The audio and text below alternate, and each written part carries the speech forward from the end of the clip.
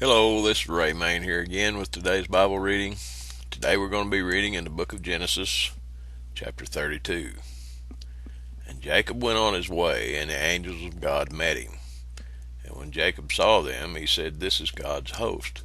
And he called the name of that place Mahanaim.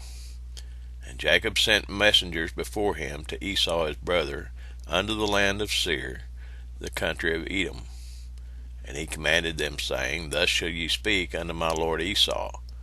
Thy servant Jacob saith thus, I have sojourned with Laban, and stayed there until now.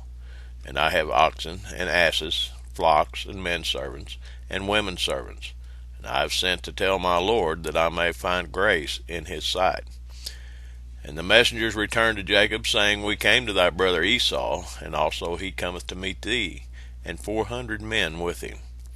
Then Jacob was greatly afraid and distressed, and he divided the people that was with him, and the flocks, and herds, and the camels into 2 bands, and said, If Esau come to the one company, and smite it, then the other company which is left shall escape. And Jacob said, O God of my father Abraham, and God of my father Isaac, the Lord which said unto me, Return unto thy country, and to thy kindred, and I will deal well with thee. I am not worthy of the least of all the mercies and of all the truth which thou hast showed unto thy servant. For with my staff I passed over this Jordan, and now I am become 2 bands.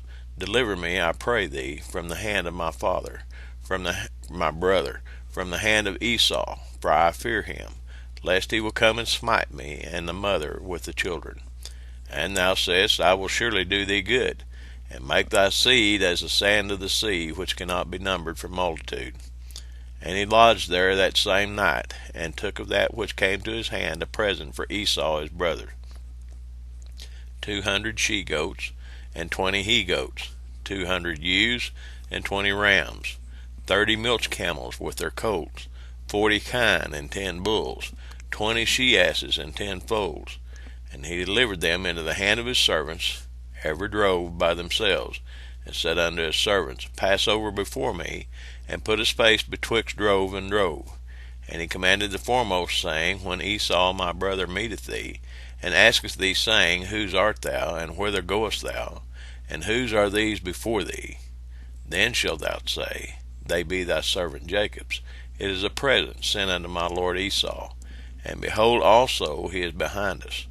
And so commanded he the second, and the third, and all that followed the droves, saying, On this manner shall ye speak unto Esau when ye find him.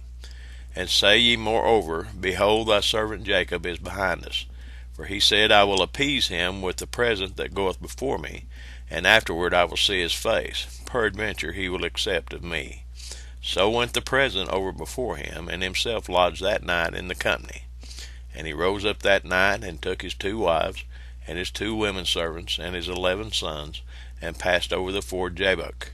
And he took them, and sent them over the brook, and sent over that he had. And Jacob was left alone, and there wrestled a man with him until the breaking of the day.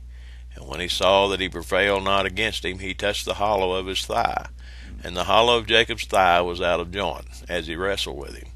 And he said, Let me go, for the day breaketh. And he said, I will not let thee go, except thou bless me. And he said unto him, What is thy name? And he said, Jacob. And he said, Thy name shall be called no more Jacob, but Israel. For as a prince hast thou power with God and with men, and hast prevailed. And Jacob asked him and said, Tell me, I pray thee, thy name. And he said, Wherefore is it that thou dost ask after my name? And he blessed him there. And Jacob called the name of that place Peniel, for I have seen God face to face, and my life is preserved. And as he passed over Peniel, the sun rose upon him, and he halted upon his thigh. Therefore the children of Israel eat not of the sinew which shrank, which is upon the hollow of the thigh, unto this day, because he touched the hollow of Jacob's thigh in the sinew that shrank.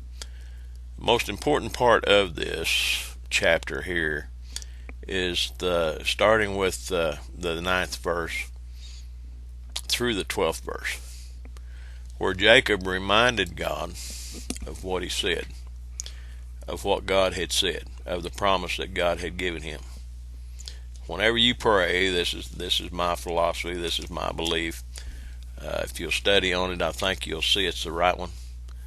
Whenever you pray, it's good to know the scripture for this very reason, so that you would be able to remind the Lord of what he said in his word. I believe his word's infallible. I believe he honors his word more than we do, and that whenever you pray, you need to have at least 2 or 3 scriptures that that you can remind the Lord of what he said, and the Lord will keep his word whether you do or not. You know, I have 2 or 3 that I use all the time, and you know, you don't want to make it a habit, a ritual type deal, but still yet, you know, there's scripture in the Bible for every ailment or every situation that might come against you. I remind the Lord that he said that whatever we ask the Father in his name, we could have it. I remind him that he said that whatever we ask believing, we could have it. See, just in that vein. So anyway, that's the lesson for today. God bless you. We'll talk to you tomorrow.